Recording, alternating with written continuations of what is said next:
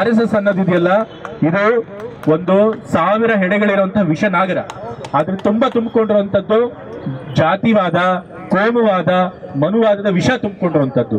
ಇದು ಇಡೀ ಸಮಾಜಕ್ಕೆ ವಿಷ ತುಂಬುವಂತ, ವಿಷ ಕಕ್ಕುವಂತ ಒಂದು ನಾಗರ. ಇದನ್ನ ನಾವು ಹೀಗೆ ಬಿಟ್ರೆ ನಮ್ಮ ಸಮಾಜ ಹಾಳಾಗುತ್ತೆ, ನಮ್ಮ ದೇಶನೂ ಹಾಳಾಗುತ್ತೆ.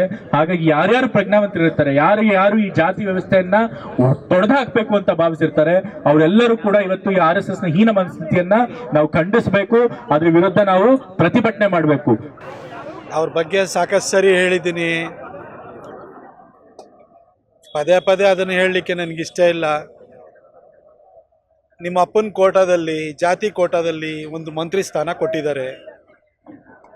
ಮೈಸೂರಿಗೂ ಉಸ್ತುವಾರಿ ಸಚಿವರಾಗಿದ್ದೀರಿ. ಎಲ್ಲ ಕಡೆ ರಸ್ತೆಗಳು ಗುಂಡಿ ಬಿದ್ದಿದ್ದಾವೆ, ಏನೇನೂ ಅಭಿವೃದ್ಧಿ ಕಾಮಗಾರಿಗಳು ನಡೀತಾ ಇಲ್ಲ. ಹಾಗಾಗಿ ಈ ಅಭಿವೃದ್ಧಿಯತ್ತ ಮುಂಬರುವ ದಸರಾಕ್ಕೆ ಪ್ರಿಪ್ರೇಷನ್ ಮಾಡುವತ್ತ ಗಮನ ಹರಿಸಿ, ಈ ಅಧಿಕ ಪ್ರಸಂಗವನ್ನ ಪ್ರಿಯಾಂಕಾ ಖರ್ಗೆ ಮಾಡ್ಕೊಂಡೇ ಬರ್ತಿದ್ದಾರೆ.